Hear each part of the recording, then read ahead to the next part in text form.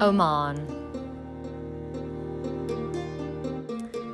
The terrain of Oman is mainly made up of desert, riverbed oases and long stretches of coastline.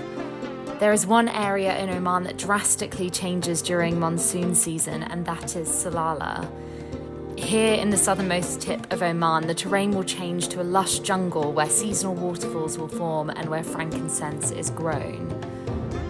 Unfortunately, we didn't make it this far south, and our trip was mainly focused near the capital of Muscat.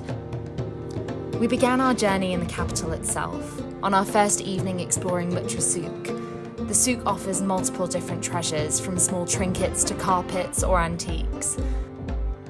We spent the rest of our evening exploring everything that the souk had to offer, before heading home to get some rest in advance of the Grand Mosque the following morning. The Grand Mosque was commissioned by the Sultan himself, and as well as creating a beautiful place of worship, he's effectively made an oasis in the middle of Muscat. We then headed to Nizwa Fort, a large castle that was built in the 1650s, though the underlying structure goes all the way back to the 12th century. Recently regenerated, you can see the true splendour of what the fort would have looked like all those years ago. From Nizwa we headed to Jebel Shams, dubbed by some as a Grand Canyon of the Middle East, one of the most stunning sights I have ever seen.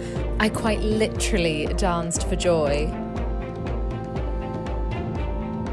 We spent 2 days admiring all the beauty that Jebel Shams had to offer, before deciding it was time to head on to our next destination. We made our way from Jebel Shams to Wahiba Sands, a desert near the coast of the Arabian Sea. I was completely struck by the reddish tinge to the sand here. We spent the next couple of days making this desert our playground, exploring everything the dunes had to offer, by foot, by car, and by sandboard. We spent the rest of our evening just enjoying the beauty of what this magical place had to offer.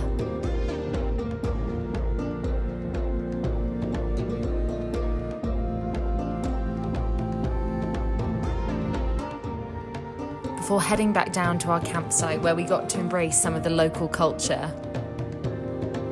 The next morning we had to say goodbye to our friends that we had made here as we made our way to Masirah Island. We took the ferry across to Masirah Island and arrived shortly after dark. We set our tents up in the pitch black, but as it's free to camp anywhere in Oman, we had the whole place to choose from. We took off exploring everything that this magical island had to offer, and what we found was that we had the whole place to ourselves. We spent the afternoon enjoying our own private beach before we headed back to the mainland. From here we headed to the coastline of Ras-Al-Jinz. While during the daytime this beach looks somewhat nondescript, by nighttime the sands are completely covered in turtles. Our next stop was Bimmah Sink Hole.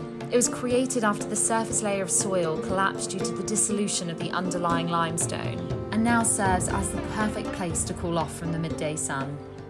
We then reached our penultimate night, where we decided to stay on the banks of Tiwi Beach. Although quite difficult to find, Tiwi Beach offers the perfect place to relax before returning to Muscat. We then woke up the next morning to set off on our final adventure to Wadi Shab, before returning to the capital of Muscat. We took a boat across the main opening of Wadi Shab to begin our trek to the freshwater swimming holes.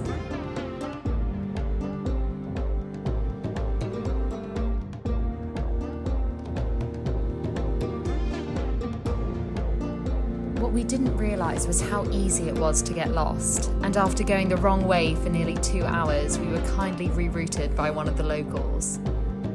Trekking in Wadi Shab is not to be taken lightly. People have died in the past trying to navigate these sheer rock faces, but when you find your way to the pristine watering holes, it makes everything worth it.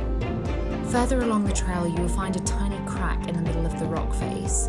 Swim through this crack and you will find a huge cave which you can swim into and jump into the water below.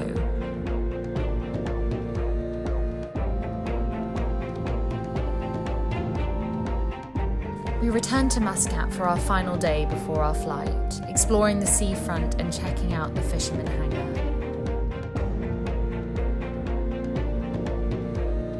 As we bid a fond farewell to our time in Oman,